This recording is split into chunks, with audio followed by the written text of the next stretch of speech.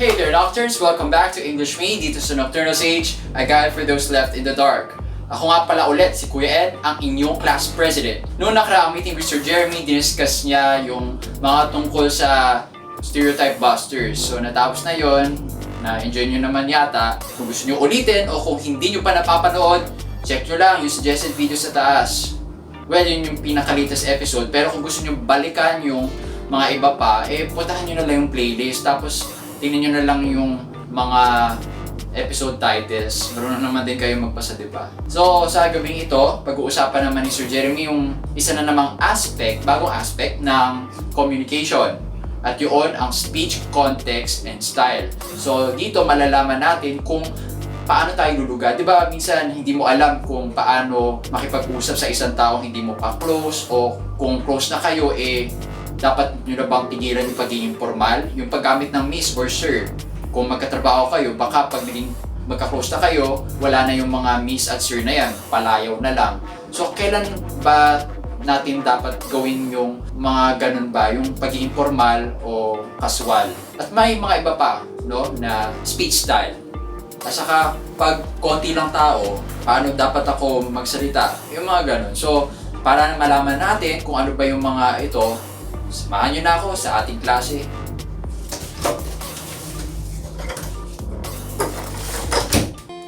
Oh English me, oh English me, gusto kong matuto ng Ingles pero hindi alam kung paano.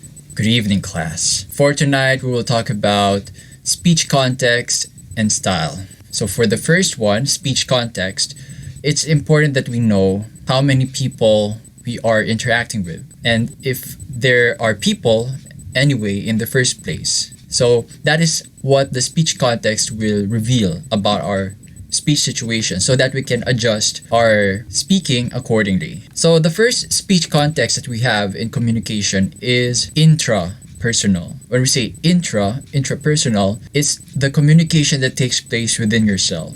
It can involve being absorbed in your stream of consciousness when you watch or read something.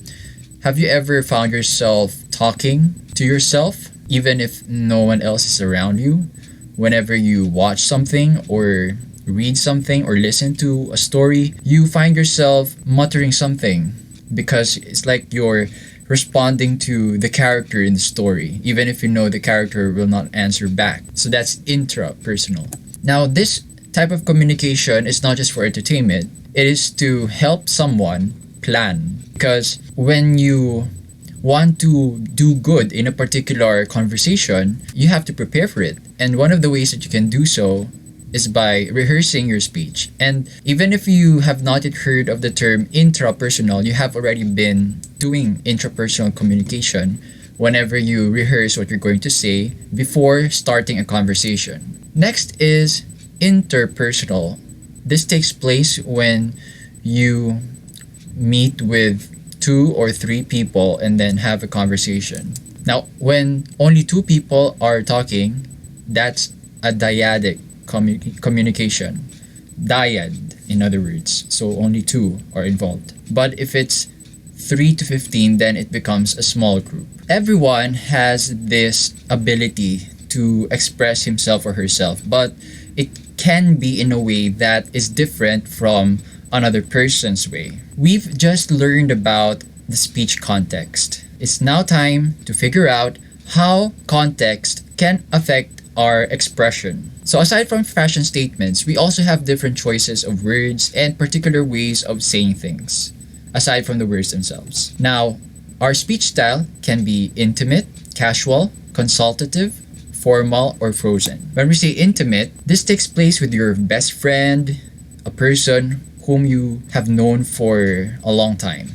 This may involve saying, I love you, I forgive you, etc. Here, your conversation has already reached an emotional level where you're comfortable being real towards others. That is, if that person has already earned your trust. Casual, on the other hand, may not be emotional all the time, but it's where you say informal words. And when we say informal words, you feel the freedom to say or use the vocabulary associated with a particular group of people. In Filipino, we have the word epal, which refers to a person who keeps on interrupting or disturbing someone else's business. So that's casual because the word that I've just mentioned cannot be understood by other people, especially people of the older generations. Consultative communication is when you communicate with a superior when you want to ask for help or seek advice on something. So when you engage in consultative communication,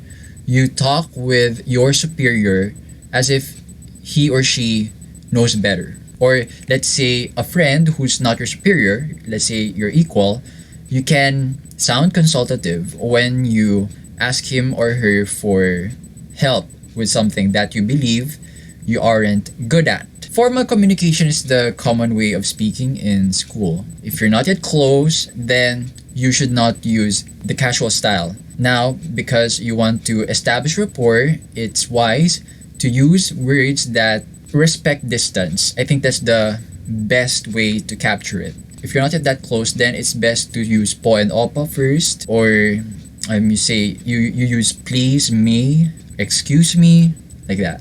When a particular communication becomes frozen, means to say that you should not change anything in what you are supposed to say. For instance, when you are asked to recite the lines of the Panata Makabayan or the nationalistic oath here in the Philippines, then you should not edit any of the words. You should not replace, nor add, nor subtract anything from whatever is written on the Constitution. You should recite it word for word. Now, aside from oaths and prayers, we also have particular scripts. Like, what do you say when you have a friend whose loved one has just died? The usual thing to say is condolences, right? There's no other script that could be said. So frozen communication may also refer to the social scripts that we are so used to, we tend to repeat those lines in almost every situation.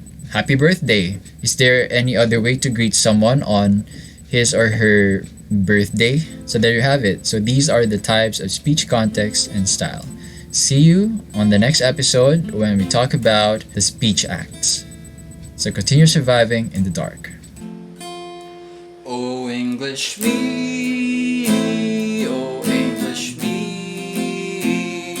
gusto kong matuto ng Ingles pero hindi alam kung paano. Sino ang magtuturo? Gusto kong matuto na talaga. Oh English me.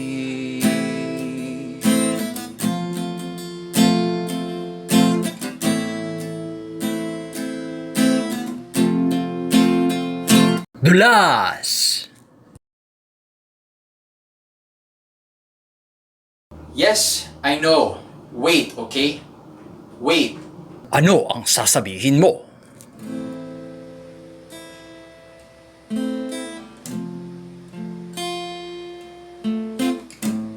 Okay, right now I'm under protected time. I specifically blocked out this hour for my homework. After 8:30, I will make time for your favor. Please respect this time that I have. I've specifically scheduled this activity at this hour. I will be with you after 20 minutes. Will that be fine?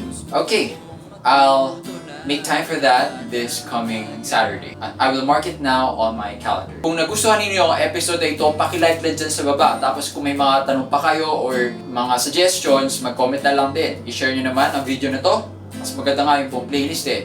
Sa mga kakilala ninyo, nagtitake ngayon ng oral com, ano nyo naman na sa panahon ngayon ay kanya-kanya ng diskarte sa paghahanap ng reliable reference materials at kasama na dyan ang Nocturnal Sage kung naniniwala kayong reliable dito. Kung gusto nyo ng isang safe space kung saan makakapag-express kayo ng mga topics na gusto nyo pag-usapan, yung mga hindi nyo maungkat with family and friends kasi pwedeng natatakot kayong ma-judge, mag-join na lang kayo ng Nocturnal Space, yung link nasa baba. Doon baka may mamit kayo na kaparehas nyo palang mag-isip. At hindi sa lahat, mag-subscribe at itap nyo yung notification bell para hindi kayo mahuli sa anumang updates namin. New episodes every Tuesday at 8 p.m. Salamat sa panonood. Ako muli si Kuya N.